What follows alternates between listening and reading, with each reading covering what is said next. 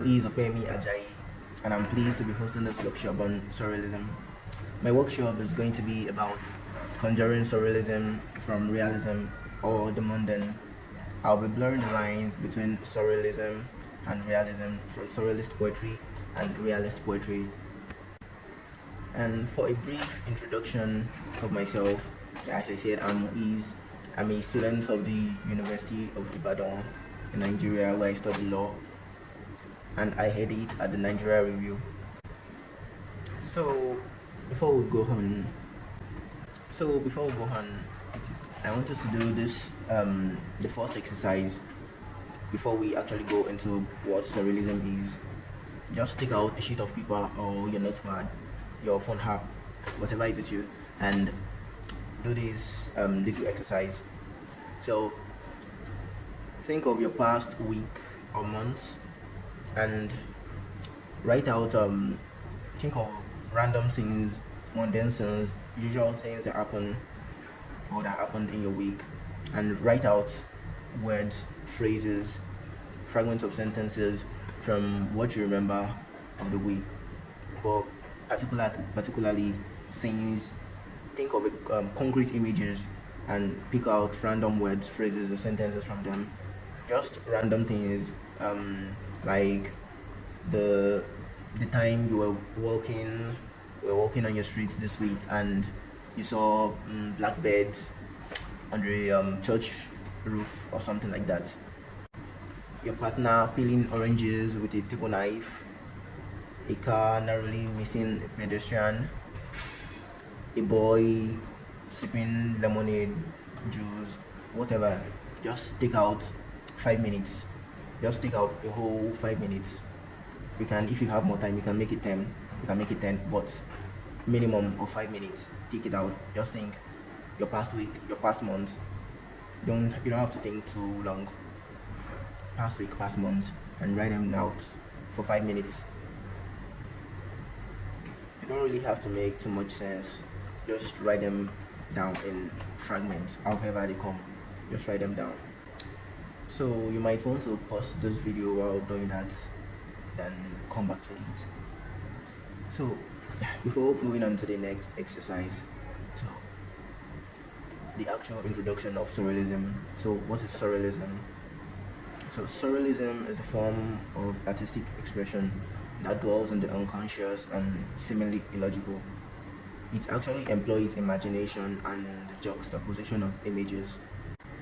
Surrealism in literature and art, particularly in poetry, which is our focus for the workshop, takes the form of various fragments of realities collected in one shape. So surrealist poetry is usually referred to as dreamy poetry. You might have heard that. So, and the reason is basically because it borders between the real and the unreal. So I'm sorry. I wonder if you ever had dream, because I do. So ever had where um this kind of dream where, let's say, you're falling off a tree, you climb a tree, then you fall off the tree, and on falling off, instead of landing on the ground, suddenly you realize you're actually falling off a cliff, and you close your eyes and panic. On opening them, you see yourself flying a jet, and the jet breathes fire. But while flying the jet, you suddenly realize it's actually not a jet, because red jets don't breathe fire, and it's a dragon. And in that panic of flying a dragon, you find a leash on it, you pull it, and it's just your dog. You're walking on the streets, and those kind of crazy dreams. Yes, that's a kind of an inkling on what surrealism, surreal poetry, surreal art can sometimes look like. So, so those images which might they might have a real, if just on their own, but collected the way they were mashed together or collide. Of course, one can fly a jet, that's real. Um, yeah, there's the myth, or I don't know if it's been proven dragons existed, yeah, but flying a dragon might still happen. It's normal to fall off a tree. People fall off cliffs. Those might have been real, but the manner in which they were put together is illogical, and that's what makes it surreal. So that's basically it on surrealism. So since we examine surrealism in relation to realism, I should probably say a bit on realism as well. So realism is basically, let's say, the kind of poetry we more familiar with. Oh, so realism is the everyday kind of poetry of the mundane, the ordinary. That's realist poetry. So it examines social life, the everyday things, ordinary things, everyday reality. It is real. Though it has subgenres. The only subgenre which is actually a bit deviant from the ordinary is magical realism, which has to do with so that's diverting a bit. Magical realism, which has to do with a realism in which there are there is magic and supernatural things, but in which the things which happen still make sense in a normal world, in the world built in the literature. That's for magical realism. Think Harry Potter. Yeah, think Harry Potter. So I should come back to differentiating magical realism from surrealism. It's sometimes mistaken, but for realism, plainly, it is the mundane, the ordinary literature, poetry, in particular. So we'll read our first surreal poem together. A very simple and lovely poem by, well, guess who? The um, poet laureate, the current poet laureate of the USE. So Adalimon. So we'll read How Most of the Dreams Go by Adalimon. It's a very lovely poem from a collection, The Carrying, if I'm right. The Carrying. So it goes. The title is titled How Most of the Dreams Go. It goes. First, it's a fun dog, and then it's a baby. I'm helping him to swim in a thermal pool.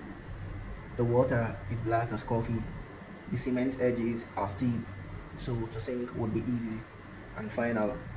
I asked the dog, that is also the child, is it okay that I want you to be my best friend? And the child nods, and the dog nods. Sometimes he drowns, sometimes we drown together. Yeah, so that is How Most of the Dreams Go by Ada Lemon, and it's a very lovely poem. And I feel from the earlier explanation, the surrealism in it, the surreal thing is like pretty obvious. And so we're going to analyze it together. So this poem, from the first two lines, it states just how uncertain dreams are, and why surrealist poetry are usually not so straightforward, just as not straightforward our dreams are. So from the first two lines, first it's a found dog, and then it's a baby. Just the way things switch fast in dreams within seconds. I'm helping him to swim in a thermal pool. The water is black as coffee. The cement edges are steep, so to sink would be easy and final. I asked the dog, that is also the child. And here the personal in the poem is still uncertain if it is the dog or the child. It might be the dog, it might be the child, and or here it is actually both. And also here where it says and the child nods and the dog nods, that's in parentheses. So both the child and dog nods, or just the child nods, or just the dog nods. That's just like in dreams. And so, and that's the thing in surrealism, is actually dwells on imagination. So I assume, or I believe, the personal here actually has a found dog. You see this line, is it okay that I want you to be my best friend? Where the person asks the dog, that is also the child, is it okay that I want you to be my best friend? The dogs are known to be, or are said to be, human's best friend, or man's best friend, or woman's best friend, or people's best friend. So the person asked if it is okay to be her best friend, and the child nods, which is also the dog. I could say, yeah, perhaps this person now craves a child, then but has a dog instead, and she brings it to life. She brings the child to life with her imagination through surrealism. Yeah, so it's why most of us write to create, to write, to draw out words we do not have in the real world, in the ideal. Why many people write sometimes. So so that's on Adalimon's poem. So before we go on, so I would like you to take this second exercise, another small exercise. So take out your notes, notepad, phone app, whatever, and jot down phrases, words you can remember from a dream you've had recently, this week, this month. For dreams, you can actually extend it as long as you like, as long as you like. Just write down random phrases, take out 10 minutes, think deep, write out phrases, words. Don't bother too much whether they make sense, whether they're beautiful words or not. Just write them down. Whatever you can think, whatever you remember from your dream, just write them down. Take 10 minutes and write them down. So you might want to do that, pause the video and return to it.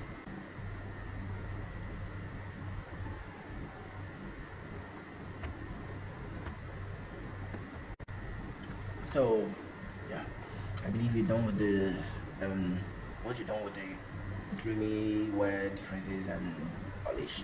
So I should differentiate surrealist poetry from magical realism and speculative poetry. Yeah, people tend to misjudge them, to mistake surrealist poetry for speculative poetry or categorize them together. So the difference between them are pretty, I should say, clear. So while surrealist poetry deals on the unconscious, employs imagination, bringing fragments together. Speculative poetry, particularly, or let me go to magical realism or magical realist poetry, which is often categorized under speculative poetry. Magical realist poetry, as I've said earlier, those deals with actual magical elements. It has elements of magic, but set in a believable world in which the things, the magical stuffs which happens there, or the supernatural stuffs that happen in magical realism are believable in the world in which it happens.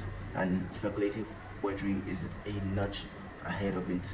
In that speculative poetry doesn't just do with magic. It might not even employ magic. Futuristic things. Think of wormholes. Um, think of the metaverse and stuff like that. Yeah, traveling into space, breathing in space, and that's speculative poetry, traveling through time and all, which is quite different from what surrealist poetry is. So now we'll be reading another surrealist poetry, one that is a bit more complex than the earlier one read, the poem by Adalimon. So this is by John Ashbery, one of the one of the earlier poets who wrote surrealist poetry. So it's titled Self-Portrait in the Convex Mirror. As Parmigianino did it, the right hand, bigger than the head, thrust at the viewer and swerving easily away, as though to protect what it advertises. A few leaded panes, old beams, fur, pleated muslin, a coral ring run together in a movement supporting the face, which swims toward and away like the hand, except that it is in ripples. It is what it is sequestered. Vasari says Francisco wonder sets himself to take his own portrait, looking at himself for that purpose in a convex mirror, such as is used by barbers. He accordingly caused a board of wood to be made by a turner, and having divided it in half and brought it to the size of the mirror, he set himself with great art to copy all that he saw in the glass, chiefly his reflection, of which the portrait is the reflection once removed. The glass chose to reflect only what he saw, which was enough for his purpose. His image glazed, embound, projected at a 180-degree angle, the time of the day or the density of the light adhering to the face keeps it lively and intact in a recurring wave of arrival. The soul establishes itself, but how far can it swim out through the eyes? Yeah, so this is Self Portrait in a Convex Mirror by John Ashbery, which is a bit more complex than How the Dreams Go by Ada Limon. So this poem was written after by John Ashbery after Piami Giannino, which he mentioned in the first line as Piami Giannino did it. It was written after a piece of art, a surrealist piece of art by Piani Giannino, and the poem somehow imitates the art. So, if you've seen a convex mirror, or if you have an idea what a convex mirror looks like, so it's a kind of shaped mirror, which is not straight, is shaped mirror that sort of like distorts an image, the reflection, I mean. So, and such is the poem here as John Ashbery conveyed it. So in the original image, Piami Giannino draws or paints an image of a man looking at a convex mirror and seeing his reflection. So in the image, it draws the way the man's reflection is projected in the convex mirror, distorted, and it is this art that inspires John Ashbery, and you see it in lines like this: the right hand bigger than the head, and that is what happens when you see your reflection in the convex mirror. Different parts unequal, but actually it still makes sense. And this is what Ashbery conveys in this poem. Though, so this is just to let you know, surrealist poetry doesn't always have to be in dreams. It could be always be fragments of different pieces of realities conveyed in one piece. So this is like very real as it can get, but still it's not straightforward.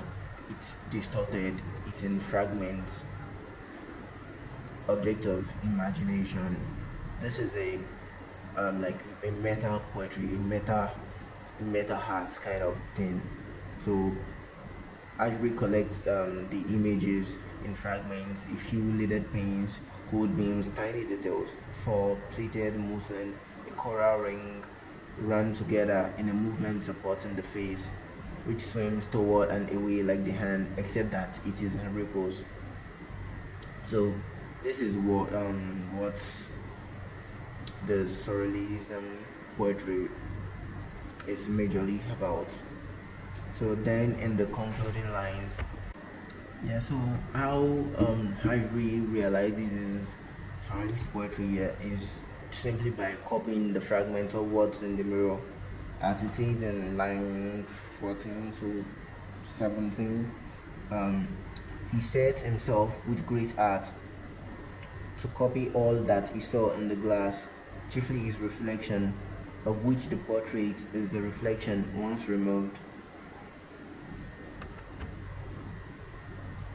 He also states this image is image glazed and bound projected at a 180-degree angle. The time of day or the density of the light adhering to the face keeps it lively. So how the poem goes is not or the art goes is not significantly of just the real thing there. It all depends on the density of the light, how the light is projected, and everything, how it distorts the image, the way the reflection shows. And so the poem subjects the realness of all we think or all we see to scrutiny. Um, the soul establishes itself, but how far can it swim out through the eyes? Those are the final, from the final two lines of the poem. So it questions reality, how far what we think is real, how far you can reach into the soul through the eyes.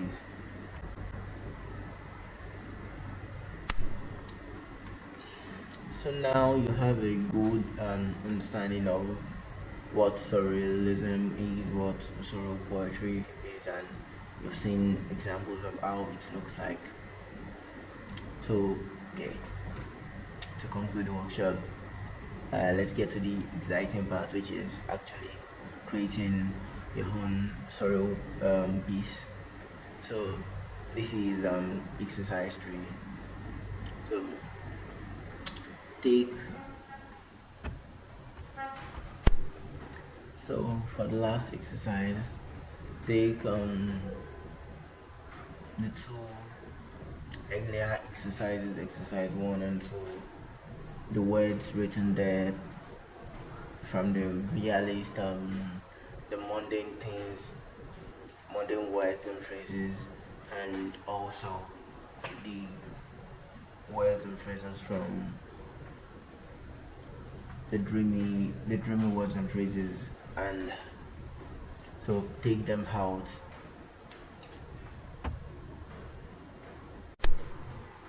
So take words and phrases. Take three to five words or phrases from the first exercise, and another two from the second exercise. Then collide them together. Write them in another in the third exercise. Now as a poem. Use them to form concrete images. Use those words to form and phrases to form concrete images. And yes, concrete images. Something beautiful about concrete now in poetry is that you can always break concrete, you can always smash concrete, you can also always break it into pieces. And that's the good thing since we're doing surrealist poetry. Well, we want fragments, don't we? So yeah, write concrete images of those words. Then after you're done with that, alternate in the next lines or stanza, or when you're done with it, two three three to 3 to 5 in the first, then 2 in the second, in the next one 2 in the first, and 5 in the second, and keep alternating. It's just like a fun exercise. Just keep alternating the words, making images, concrete images. Employ your imagination. That's the core of surrealist poetry. Employ your imagination to the fullest. give yourself a bit more freedom. Well, it's a dream, anything can happen. So that is it. Then when you're done with it, give it a bit more time. You might want to go back to it later and let it rest. It doesn't have to be as beautiful as or as ready as it should be, as it could be. So give it time. Go back to it after a few hours or a day or a few days. Then engage your imagination and further beautify it, refine it, show off the line breaks, show off the lines, and further carve it into the beautiful surrealist poem, and further carve it into the beautiful surreal poem you like.